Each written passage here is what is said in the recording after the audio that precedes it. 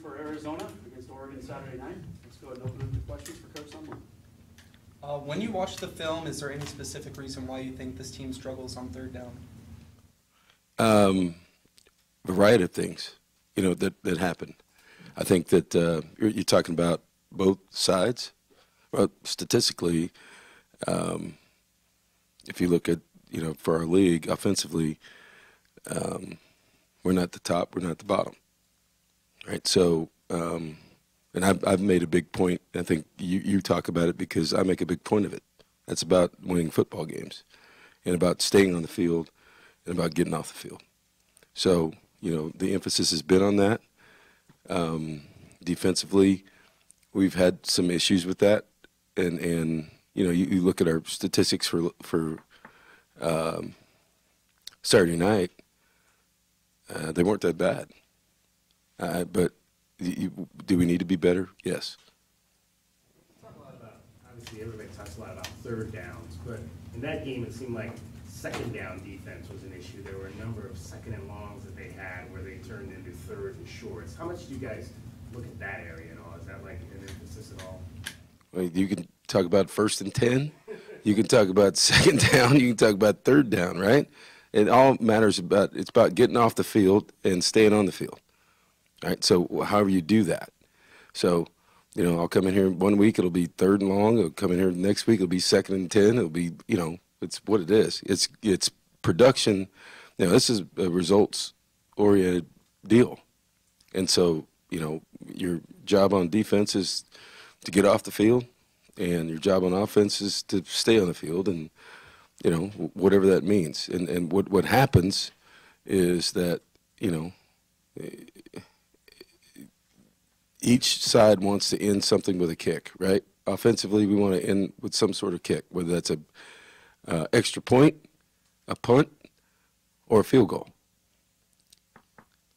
Not give them the ball. And on defense, you want to do the same thing. You want to end the thing with, getting off the field and making a punt. So, if you don't get that done, whether it's 1st and 10, 2nd and 10, or 3rd and 10, your job is to get off the field. And your job offensively is to stay on the field. When you announced the quarterback change last week, you had suggested that it was only going to be a 1-week situation for Khalil. Is he going to be back? Don't know yet. Was there The reason is Sunday's the player's day off, right? And so the assessment will happen today, and that's why that happened last Tuesday. We'll evaluate him today and look at it and see where he is. And if he's, I'll probably say something tomorrow about it. Was there any thought of going for it instead of kicking the field goal? No. How does Khalil's... I think I explained that after the game. How has Khalil's ankle responded to having that time? Don't know yet. Did he do any practicing or anything last week, or was he just... No. Just told him to just chill? No, I didn't tell him to just chill, but I don't think I have that in my repertoire. But so, basically the week works, is being an open book. He came on the trip. Y'all saw him. He was engaged all week with the other quarterbacks and with the team. Sundays, the team's day off. And so for treatment and things like that. And then, we don't meet until 3:30 this afternoon. And we have practice this afternoon, and between this morning and our medical team and everything else, we'll talk about it tonight, and then I'll have a discussion with him tonight or tomorrow morning just about where he is, and then we'll go from there. If Khalil isn't ready to go, what did you like out of Rhett from this past week that could give you guys a chance to? It didn't matter if he's ready to go or not. I thought Rhett did some things that were really good. There's some things that he would take back. He's very, very critical of himself.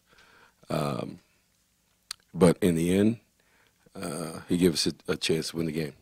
So that's a takeaway. What do you like about the Rhett's puts the ball where his receivers can make plays on it? And on the flip side, what's dangerous about maybe a lot of 50-50 balls in those instances? Well, you know, it's when people are going to play man to man like they're playing against us, they're all 50-50 balls unless we can run by them. And now we're in conference play against a lot of pretty good people.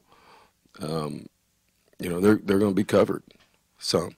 You know, we're going to run by some guys, but every now and then we're going to give our guys, like I thought Sean Poindexter did a nice job last week in man-to-man situations and competing for footballs.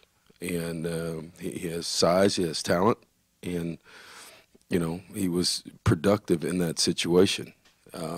And a lot of times, you know, everybody talks about the quarterback, but whether they're back shoulder throws, they're high point balls, or they're down the field, you know, it takes more than I said this after the game, it takes more than the quarterback to make those plays.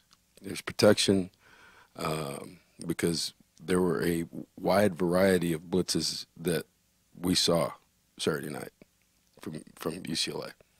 And our protection was good enough to give Red a chance to get the ball up in the air, and our receivers made some plays, particularly in the second half. So it's not always about the quarterback. It's about as I say every week, it's about the 10 other guys on the field. And we made plays, but we didn't make enough to win. Did you plan to play one of the freshmen this past game into the game? Yeah, it changed a little bit, Mike. It's because of you know, where we're behind. And I think the question was after the game, you know, what about the slow start in the first half? Well, we had fumbled. I mean, we turned the ball over twice going in to score. So the slow start that was 3 points should have been probably 17. So, you know, with moving the ball and everything else, it changed things. And so that, you know, you know, I know the first throw he loved to have back, right? But the rest of the time he's moving the ball. So, you know, it wasn't time. When you look at JJ, he seems to be a natural lefty. He always carries the ball in his left hand. Always? Just the film I've watched, it seems like he pretty much always has it on the left side.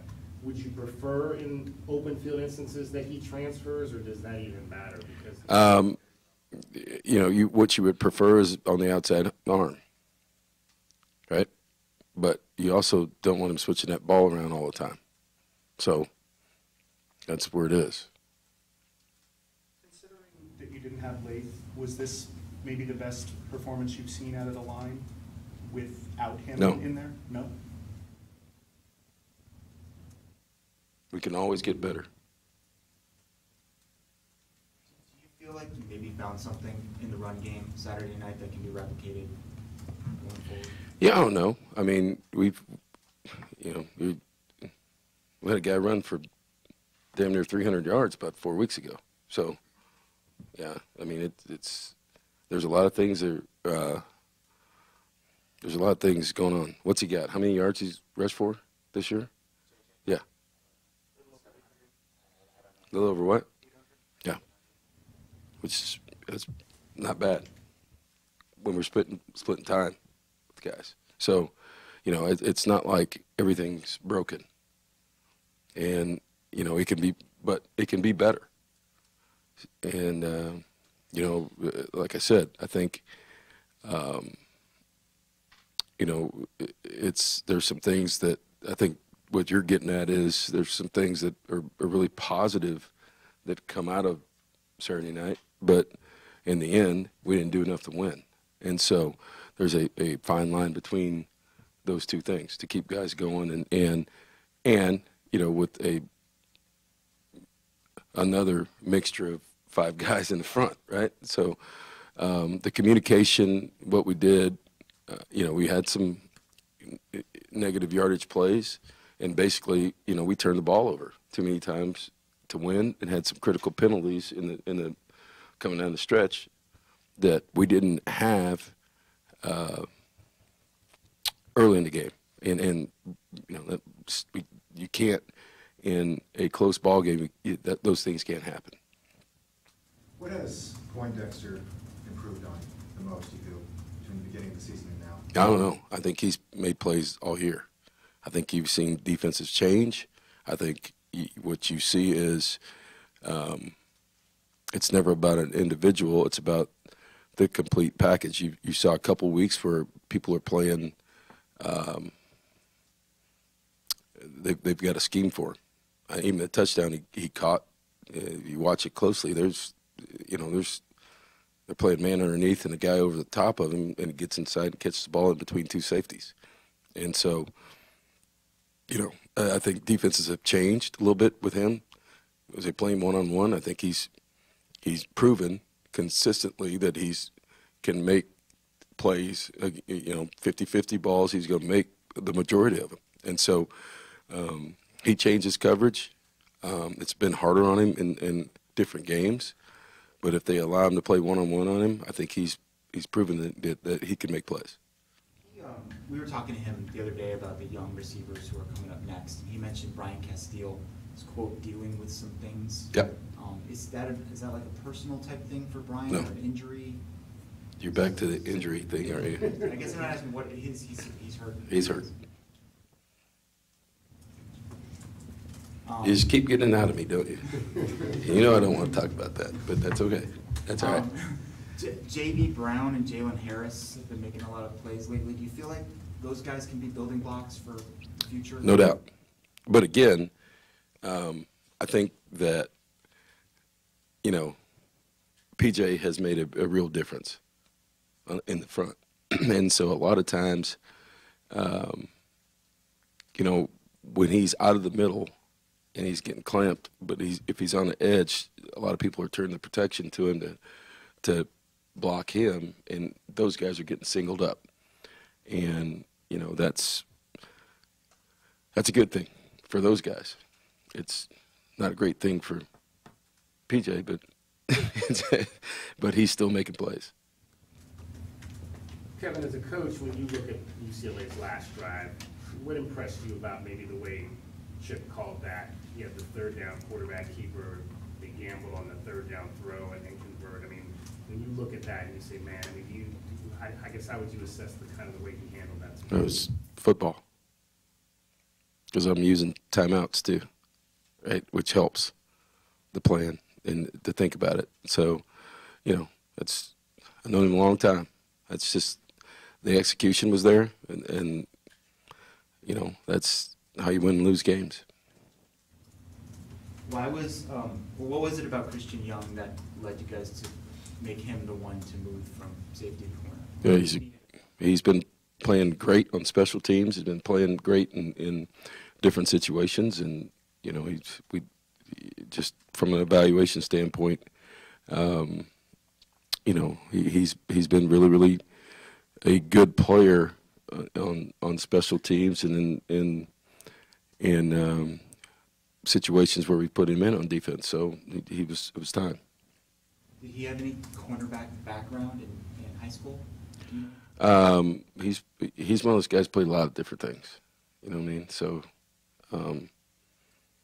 it's like guys we move from quarterback to receiver, guys we move from receiver to a running back to. I mean, he was a really good high school player.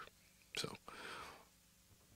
You talked a lot about some of the percentages you guys shoot for. Just curious, your red zone touchdown percentage right now is 54. Is that about where would you want that to be? Well, the red zone percentage, obviously we'd like for it to be 100, right? But, points are points. And so, the touchdown percentage, I think it's a ratio of touchdown to field goal. And, that ratio is a little bit different than just straight numbers of, 54% touchdowns. And you go through a red zone percentage, and I know our red zone percentage totally is higher than that, right? 79, almost 80%, which is, as I said, you'd like for it to be 100%, but I think that's up there. The big thing is being in the red zone, right? Because we were in the middle of the field. The bigger percentage is where to me is start point and field position, and that was a big deal in that game where we started really at midfield and didn't get points. Does that make sense? And so, but we were able to keep the score where it was because of where we were field position wise, and keeping them back down there and us staying at midfield. We didn't get enough points out of our start point, our starting point. Time for a couple more questions? How would you describe the states of the Pac-12 South standings right now? What? How would you describe the state of the Pac-12 South? I mean, what do you mean? In terms of standings, all teams jockeying for the top spots, and Everybody's kind of jumbled. You guys, like the top teams are 3-2. I think you guys are 2-3. It's kind of like a jumble. Right. So we're all playing to win. I mean, all I do is deal with us. I mean, and you know, we're trying to beat the next opponent, and the next opponent is very, very talented. Has shown what they are, and quarterback is extremely talented. A lot of special players around him. Secondary that's probably as good as there is around. Just a very talented team. So, you know, as it goes with the state of the South, you know, I don't get caught up in that. What I do get caught up in is us being competitive enough to have a chance to win these games in our next opponent. With the new redshirt rule in a situation like Jace Whitaker is in right now, have you had any conversations with him about maybe utilizing that? Yeah, but the redshirt rule only applies to freshmen. Does that make sense? The 4 games apply to freshmen. So he wouldn't be eligible for that then? They only applied for freshmen. 4 games anytime. Does the medical hardship rule still exist? Yes. Then? Okay, so he conceivably would be in that if you, okay. I'm just wondering if you talked to him about maybe coming back next year, is I guess what the real question is. No, haven't talked about that. I can just tell you what the rules are. All right, thank you, Coach. All right, appreciate it.